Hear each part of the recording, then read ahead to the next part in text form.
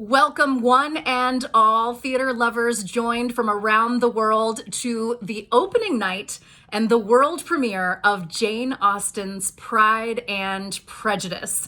I'm Julie James, and I am thrilled to be joining you for this very special evening. It's an unprecedented time, but I bet that you can agree with me that there has been nothing that has been more soothing to the soul than music and musical theater in particular. It's really been keeping me going, and I'm betting that you feel the same way. So that's why we are so grateful to be joined with streaming musicals for this incredible evening. And I'm going to bump it up a notch by bringing you dun dun dun another opening, another show, another opening like none we know. Thank you. Yes, it's Tony Beth Leavel in all of her glory. In all of her glam and glory. I took a shower.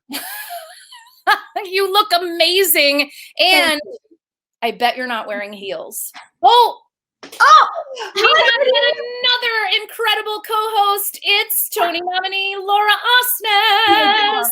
Hello, Miss Laura Osnes. Beth, you look stunning, Beth Leavel. Well, you know, it is an opening night, and I said, since I'm going to shower and get dressed, let's just go to an opening night event. So exactly. I put makeup on for, the first time in several days. I tried to put my hair. You're gorgeous as always, Laura Osnes, as did you, Julie. Please, I wish I had some bling to compete with you. I have no jewelry here. So it's all good, though. We're here, we're safe, we're together. It's so incredible that platforms like this are allowing us to still congregate in the midst of social isolation. And I can't wait to see this musical tonight. Me too. Thank you, streaming musicals. Yay! Yeah. So, guys, we are going to watch Pride and Prejudice, the brand new musical, and then at intermission we will be joined by some of the cast, and we've collected questions via the hashtag Pride and Prejudice premiere. It's opening night, and the cast will get to answer questions, so that's really exciting. Yeah, I can't wait to hear what people came up with. Okay, so Girl Squad. Who are my Jane Austen fans? Oh, well, yeah, I'm becoming one, more so in actually reading this play and the language that Jane Austen expresses is talk about poetry, and then to share together how that's going to be musicalized, how her work is going to sing is very, very exciting. Indeed. I have always loved Pride and Prejudice specifically. I remember reading the book in high school, I think. And then I actually also got to do a musical version of Pride and Prejudice that was written a long time ago. They actually just did a version of it at the Seattle Fifth Avenue. I think it was last season or the season before. It's called Austen's Pride. And at the time I did it 12 years ago, it was called Pride and Prejudice. And I got to play Lizzie. And, she's such an iconic character. I've always loved like the Keira Knightley movie, as well as the BBC. Isn't that like a two movie set? I have it at my apartment in New York. So I just think it's such a beautiful story, and Lizzie especially is such a spunky character. Like, what a rich, complex role to get to play. Yes. Yeah, exactly. I have to say, Laura, you seem plucked right out of Jane Austen. Like, if there's not a more perfect marriage, I don't know what that would be. I'll take it. Thanks. Like, you got reincarnated at this moment in time so that you would be able to bring home. I was so honored to be thought of to help host this event. I was like, yes, please. And I can't wait to watch the show with everyone tonight. Yeah. I'll be all the bitchy diva parts. Yes. Yes. There's the mother. Never done that before. Yeah. Anyway, I'm that girl who, you got assigned all of it in school. I was such a nerd. I was always reading from like a really young age. I was just thinking about all of the books that I read and those stories and how they. There's a reason that I think they resonate, like 100-ish years later. And later. yeah, I mean, there's a reason, that those kinds of things and these kinds of stories endure. And I find that really fascinating. But I always had my nose in a book. I was just remembering that one of my first eye doctors, ophthalmologists, that was like my father's ophthalmologist and my grandmother's ophthalmologist. And so he was probably like ready to retire by the time I was going to him. But I remember that one of his things was like, you'd have better eyesight if you didn't read so many books. That's not a real thing. That's not a real thing. So I'll take the book. Good for you. Yes. I'm good. But no, I was always reading them. And then as they became popularized, like in Hollywood and all of those retellings, Laura, like you were mentioning, I was way into, give me a period drama. Am I right?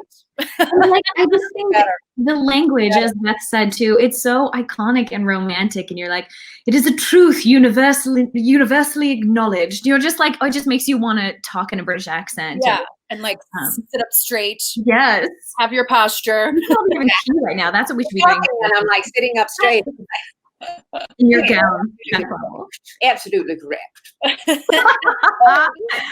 Well, can we talk a little bit more about the show tonight? I just want to let everyone out there know that the musical has a book and music and lyrics by Paul Gordon, who was nominated for a Tony Award for Jane Eyre on Broadway. And it was filmed in front of a live audience at Theater Works in Palo Alto, California, just this past January, just a couple months ago, right before the summer ended. Off the press. Exactly. So special shout out and hello to our friends in California who are watching. Yes. And the show, Laura, it broke box office records for the theater. And it's no doubt because Pride and Prejudice is a timeless story that has countless spin-offs and revisions. So you guys have talked about, you've seen the Pride and Prejudice, but what is the Pride and Prejudice? What is the zombies? Oh, Pride and Prejudice and Zombies. What? That's another movie, right? I actually haven't seen it. Well, zombies have to come in sometime. Are they British and do they stand up? If I could just suck your blood, I would be so grateful. Anyway, see, we can go down a rabbit hole now and end up with Pride and Prejudice zombies, and then we've done the whole catalog.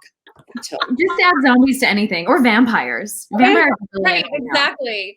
Right. It's like Pride and Prejudice, The Walking Dead style. Anyway, whether you've got zombies in it or not, Pride and Prejudice is at its heart a simple story, right?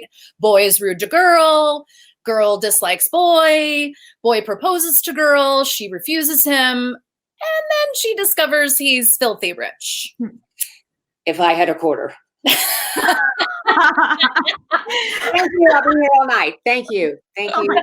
I love you so much. There are actually so many fun facts that I didn't know about the show before this. Like, you guys, did you all know that Jane Austen was rejected by potential suitors for not being rich enough? Speaking of rich. Wow. It kind of makes sense because she puts that in, so much of her writing. She met a gentleman at a ball named Tom Lefroy and began a courtship. But the family broke them apart because she didn't have enough status. Jane wrote to her sister, Cassandra, "At length the day is come on which I am to flirt my last with Tom Lefroy. My tears flow as I write this at this melancholy idea." Oh. It's like, so now I just want to speak like that. I do too. Should we do the rest of the live stream with a British accent? My British accent turns within a matter of seconds into English, and it ends up somewhere in Russia, and start all over again. Maybe by the end of watching the production this evening, we'll all be talking like this. I think so. Cool.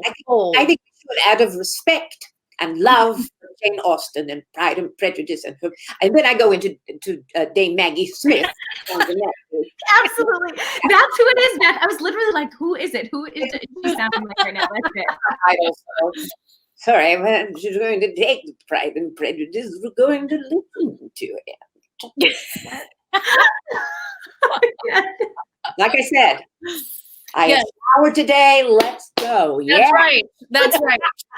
Well, let's all remember that at the time that we're talking about, people had to get married out of necessity. And that's what happened to the Bennet sisters. So their family's losing their fortune. One of them has to find a suitor with the finances to be able to support the rest of the family. Also, a fun fact, did you know that the publisher actually rejected her novel? What?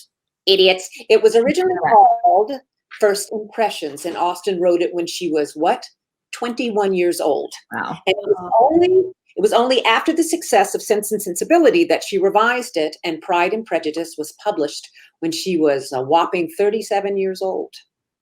Oh, amazing. Like so many musicals that are written and then sit on shelves for years and then finally get, Exactly. Right? a little new life. That's incredible. I love Jane Austen. Also, did you know that she didn't even put her name on the novels? And I love this. They were published by a lady. Ah, That's all it said, by Wow. a lady.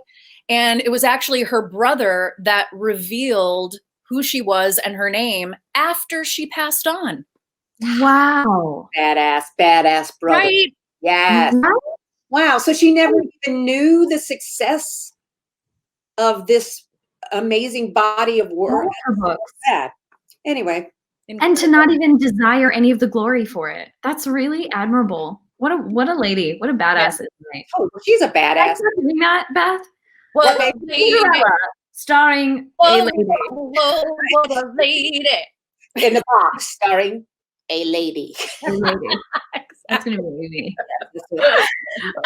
And since then, you guys, Pride and Prejudice has been adapted hundreds of times. Here's some trivia for you. There have been 11 film and TV versions of the book. Wow. Does anyone know the name of the 2001 movie loosely based on the book? I'll give you a clue. It's something that we are all feeling right now. All by myself. I don't want to be diary. That's it. That is it. Jones. I love that movie, and I read the books. And it's based on Pride and Prejudice. I mean, inspired by. You know, we were talking about it at the beginning of our conversation about this is a unique time with theaters being shut down, but how this theater online has turned into our tribal campfire where we can gather around and share stories and witness for each other and witness something as spectacular as a brand new musical.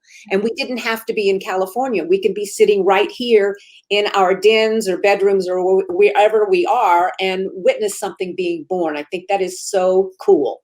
It's so cool. And it's so fun to see you ladies and to get to have all the theater fans across the country and the nation. This is streaming tomorrow in London. Wow.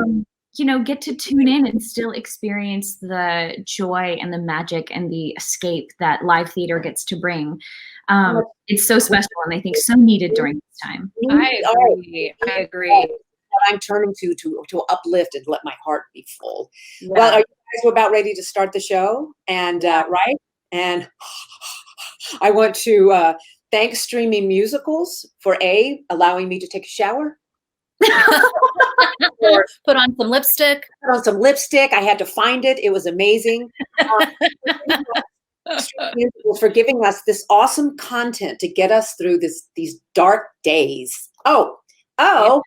And there will be a sneak peek of our next show. So stay tuned.